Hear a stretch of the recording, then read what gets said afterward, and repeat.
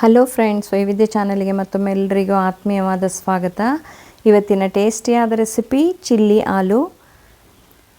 ಒಂದು starter recipe ಇದು, ತುಂಬಾ ಚೆನ್ನಾಗಿರ್ತದೆ. ಬನ್ನಿ ಮಾಡೋದು ಹೇಗೆ ಅಂತ ನೋಡೋಣ. ಒಂದು ಪಾತ್ರೆಯಲ್ಲಿ ನೀರನ್ನು ಕುದಿಸ್ತಾ ಇದ್ದೇನೆ. ಹಾಗೆ ಕುದೀತಿರುವಂಥ ನೀರಿಗೆ ಕಟ್ ಮಾಡಿಟ್ಟಿರುವಂಥ ಆಲೂಗಡ್ಡೆಯನ್ನು ಹಾಕಿ ಚೆನ್ನಾಗಿ ಬೇಯಿಸ್ಕೊಳ್ಳೋಣ.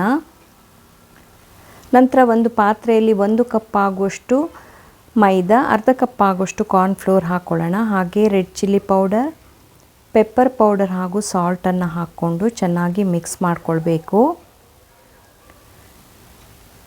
ಮಿಕ್ಸ್ ಮಾಡ್ಕೊಂಡಾದಮೇಲೆ ಇದಕ್ಕೆ ನಾವು ಸ್ವಲ್ಪ ನೀರನ್ನು ಸೇರಿಸಿ ಗಂಟಿಲ್ಲದ ಹಾಗೆ ಕಲಸಿಟ್ಕೊಳ್ಬೇಕಾಗ್ತದೆ. ಇದು ನಮಗೆ ಆಲೂಗಡ್ಡೆಗೆ ಬೇಕಾಗಿರುವಂಥ ಬ್ಯಾಟರ್ ರೆಡಿ ಆಯಿತು. ಹಾಗೆ ವೈವಿಧ್ಯ ಚಾನಲಿನಲ್ಲಿ ಒಳ್ಳೊಳ್ಳೆ ಹೆಲ್ದಿ ರೆಸಿಪಿಗಳು, ಟೇಸ್ಟಿ ರೆಸಿಪಿಗಳಿವೆ. ಒಮ್ಮೆ ವಿಸಿಟ್ ಮಾಡಿ, ಲೈಕ್ ಮಾಡಿ, ಶೇರ್ ಮಾಡಿ, ಸಬ್ಸ್ಕ್ರೈಬ್ ಮಾಡಿ. ಹಾಗೆ ಇಲ್ಲಿ ಬೇಯ್ತಾ ಇರುವಂಥ ಆಲೂಗಡ್ಡೆಯಿಂದ ನೀರನ್ನು ತೆಗೆದು ಡ್ರೈನ್ ಮಾಡ್ಕೊಳ್ಳೋಣ.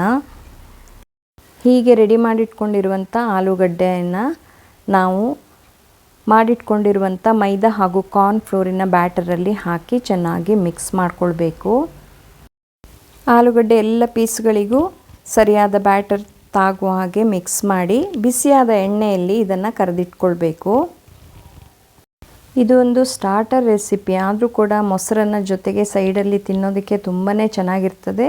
ಒಮ್ಮೆ ಈ ರೆಸಿಪಿಯನ್ನು ಟ್ರೈ ಮಾಡಿ ನೋಡಿ, ಹೇಗಿದೆ ಅಂತ ಕಮೆಂಟ್ ಮಾಡಿ ತಿಳಿಸಿ. ಈಗ ಇದನ್ನು ಫ್ರೈ ಮಾಡಿದಾಗಿದೆ, ತೆಗೆದಿಟ್ಕೊಳ್ಳೋಣ. ಹಾಗೆ ಇನ್ನೊಂದು ಕಡಾಯಿಯನ್ನು ತಗೊಂಡು ಸ್ವಲ್ಪ ಎಣ್ಣೆಯನ್ನು ಹಾಕ್ಕೊಂಡು ಅದರಲ್ಲಿ ಈರುಳ್ಳಿಯನ್ನು ಹಾಕ್ತಾ ಇದ್ದೇನೆ. ಈರುಳ್ಳಿಯನ್ನು ಚೆನ್ನಾಗಿ ಹುರಿದುಕೊಳ್ಬೇಕು. ಹಾಗೆ ಇದಕ್ಕೆ ಶುಂಠಿ ಬೆಳ್ಳುಳ್ಳಿ ಪೇಸ್ಟನ್ನು ಕೂಡ ಹಾಕ್ಕೊಳ್ತಾ ಇದ್ದೇನೆ. ಎಲ್ಲವನ್ನು ಚೆನ್ನಾಗಿ ಹುರಿದಾದ್ಮೇಲೆ ಇದಕ್ಕೆ ನಾನು ಚಿಲ್ಲಿ ಫ್ಲೇಕ್ಸನ್ನು ಹಾಕ್ತಾ ಇದ್ದೇನೆ. ಹಾಗೆ ರೆಡ್ ಚಿಲ್ಲಿ ಪೌಡರನ್ನು ಕೂಡ ಹಾಕ್ತಾ ಇದ್ದೇನೆ. ನಂತರ ಸ್ವಲ್ಪ ಉಪ್ಪು ಹಾಗೂ ಪೆಪ್ಪರ್ ಪೌಡರನ್ನು ಕೂಡ ಹಾಕ್ಕೊಳ್ಳೋಣ. ಎಲ್ಲವನ್ನು ಚೆನ್ನಾಗಿ ಹುರ್ಕೊಳ್ಬೇಕು.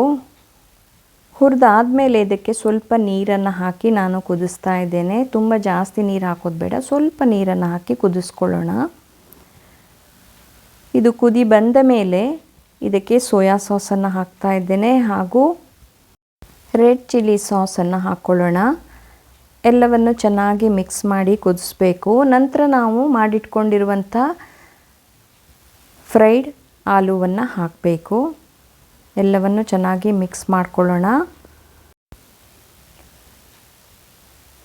ಮಕ್ಕಳಿಂದ ದೊಡ್ಡವರಿಗೆಲ್ಲರಿಗೂ ಇಷ್ಟ ಆಗುವಂಥ ಒಂದು ಒಳ್ಳೆ ಸ್ಟಾರ್ಟರ್ ಇದು. ಈಗ ಮಿಕ್ಸ್ ಮಾಡ್ಕೊಂಡಾಯಿತು. ಇದಕ್ಕೆ ನಾವು ಕೊತ್ತಂಬರಿ ಸೊಪ್ಪನ್ನು ಸ್ವಲ್ಪ ಹಾಕ್ಕೊಳ್ಳೋಣ. ಹಾಗೆ ಇದಕ್ಕೆ ನಾವು ಹುರಿದಿರುವಂತಹ ಬಿಳಿ ಎಳ್ಳನ್ನು ಕೂಡ ಹಾಕ್ಕೊಂಡ್ರೆ ಟೇಸ್ಟ್ ತುಂಬಾ ಚೆನ್ನಾಗಿರ್ತದೆ. ಇದೇ ರೀತಿ ಒಳ್ಳೊಳ್ಳೆ ರೆಸಿಪಿಯೊಂದಿಗೆ ಇನ್ನೊಮ್ಮೆ ಸಿಗೋಣ. ಈ ರೆಸಿಪಿಯನ್ನು ಟ್ರೈ ಮಾಡಿ ನೋಡಿ, ಹೇಗಿದೆ ಅಂತ ತಿಳಿಸಿ.